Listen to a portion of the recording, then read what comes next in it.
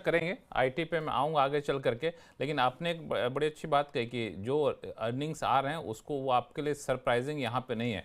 अरुण मल्होत्रा साहब, सरप्राइजिंग नहीं है, उसके पीछे इन्होंने कुछ फैक्टर बताए अनुराग जी ने। आप अभी के अर्निंग से सरप्राइज हैं या फिर अभी तो शुरुआत है, होपफुल है? आई थिंक लक्ष्मण जी, मेरे हिसाब से जो अर्निंग्स होंगी वो second half will be much better than the first half. अभी जो आपको अर्निंग्स अच्छा। मिलेंगी थोड़ी सबड्यूड मिलेंगी। बैंकिंग में कहीं ना कहीं आपको लोन ग्रोथ स्लो डाउन है, और जो सीआरआर कट हुआ है उसका फायदा सेकेंड हाफ में आएगा। जो आपको कहीं ना कहीं बैंक्स में निम का कंप्रेशन दिखेगा। बाकी जो सेक्टर्स हैं वहां पर भी कहीं ना कहीं स्लो डाउन आपको जो सेकेंड हाफ में आया था लास्ट ईयर, उसका अर्निंग का इम्पैक्ट अभी आएगा। बट जो भी मॉनेटरी स्टिमुलस दिया है आरबीआई ने, जो भी, जैसा कि गौरव जी ने कहा, निर्मला जी ने जो टैक्स का रिबेट दिया है, उसका सारा इम्पैक्ट आपको फेस्टिव सीजन से दिखना शुरू हो जाएगा। और second half I am very confident will be much better. और तब तक जो ग्लोबल अनसर्टेनिटी है, ये जो ग्लोबल ट्रेड लैंडस्केप चल रहा है, कभी 25%, कभी 50%, इससे जो सेंटीमेंट खराब हो रहा है रोज के रोज, जो वोलेटिलिटी आ रही है, वो भी तब तक सबसाइड हो जाएगी।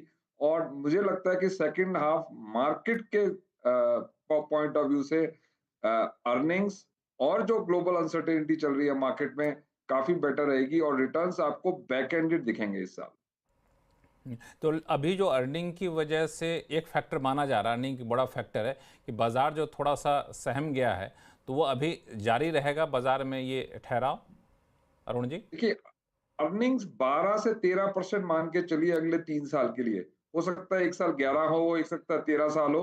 12 से 13 इज अ स्वीट नंबर, जहां पे वहां पर आपको अर्निंग्स का ग्रोथ दिखेगा।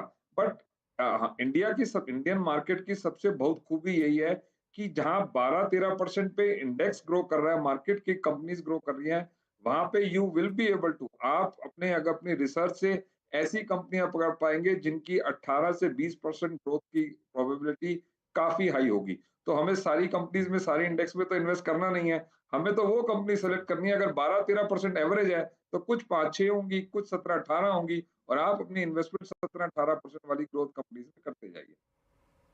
चलिए, इन्वेस्टमेंट वहाँ रखिए जहाँ ग्रोथ 17 से 18% के आसपास आपको दिख रही हो। एक बार अब अनुज सिंघल जी के पास फिर चलते हैं। अभी हम लोगों ने, जो सारे पैनलिस्ट ने इस बात को माना कि अर्निंग थोड़ा सा ये क्वार्टर जो है बहुत अच्छा नहीं रहेगा, कुछ ने कहा कि ये एक्सपेक्टेड लाइन पर है, तो बाज़ार जो गिरने का की आशंका अब जताई जा रही है, अगर मैं आपसे ये पूछूं कि कौन सा ऐसा फैक्टर होगा कि बाज़ार को गिरने से रोक सकता है? ये रुक जाए, इसके लिए सबसे इंपॉर्टेंट फैक्टर होगा अर्निंग्स। टीसीएस के नंबर्स आज खराब आए, उसने पूरे के पूरे आईटी सेक्टर पर दबाव डाला। अब मंडे को एचसीएल टेक के नंबर्स आ रहे हैं, उसके बाद कुछ बड़े बैंकों के नंबर आएंगे। अब मुझे नहीं लगता एचसीएल टेक से भी मार्केट को बहुत ज़्यादा उम्मीद लगा कर बैठा है। इस बार इन्फोसिस के नंबर्स काफ़ी लेट आ रहे हैं 23 तारीख को, तो इसके लिए अभी टाइम है।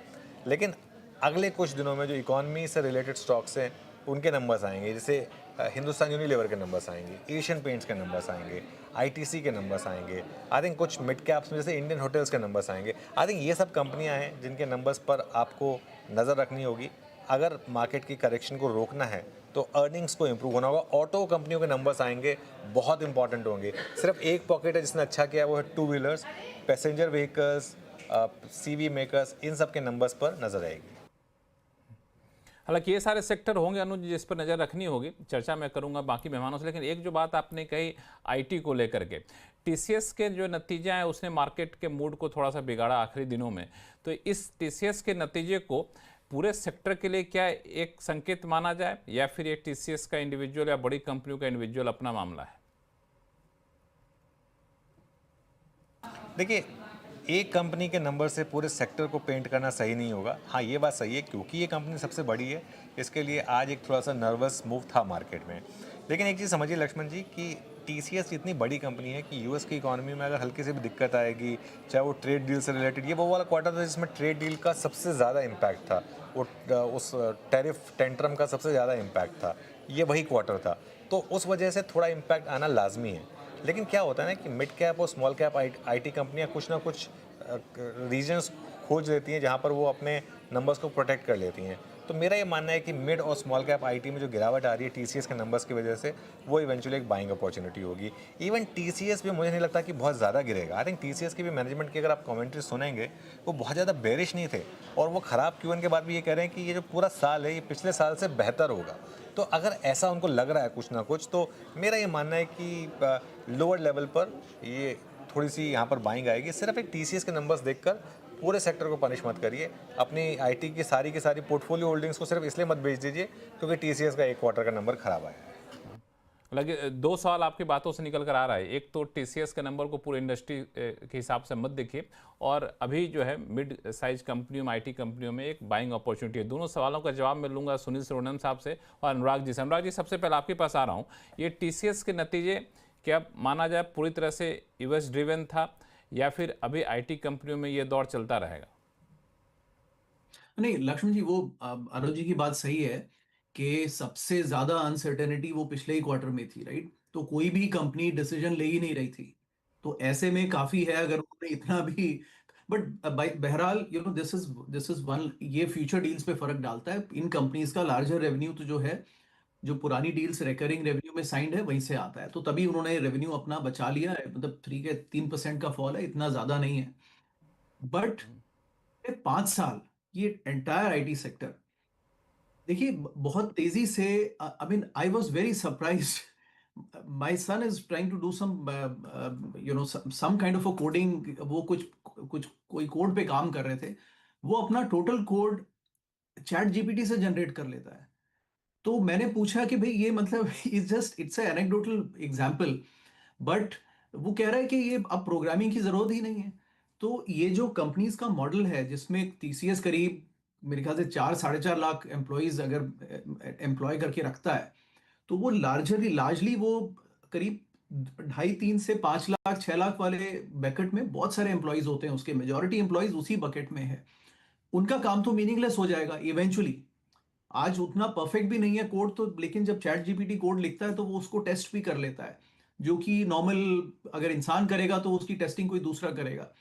तो ये जो परफेक्शन अगर होता जाएगा तो ये इन कंपनीज के लिए टॉप लाइन पे खतरा है। मार्जिन ये कंपनीज मेंटेन करने की कोशिश करेंगी, तो आपको क्या मिलेगा कि आप देखेंगे टॉप लाइन बहुत ज्यादा नहीं बढ़ रही है, लेकिन मार्जिन प्रोटेक्ट करके ये लोग अपने प्रॉफिट को बचा रहे हैं। तो एक्सपेक्ट कीजिए कि top line growth single digits में रहे तो बहुत बड़ी बात है, और लेकिन हो सकता है टॉप लाइन ग्रोथ फ्लैट भी रहे तो उससे हैरानी की बात नहीं है। प्रॉफिट्स मेंटेन करेंगी, लेकिन सुपर नॉर्मल एक्सपेक्ट मत कीजिए, क्योंकि ये डिसरप्शन है चैट जीपीटी इन कंपनीज के लिए। क्योंकि सारी आईटी सर्विसेज कंपनीज का मॉडल इंडिया में, it is number of people multiplied by revenue per person equal to top line of the company, ये फॉर्मूला होता है उनका। तो वो मॉडल अब डिसरप्ट होता है और ये डिसरप्ट हो रहे हैं उसमें, तो ये चैलेंज है उनके लिए लक्ष्मण जी। ये चैलेंज है उनके लिए। सुनील सुब्रमण्यम साहब,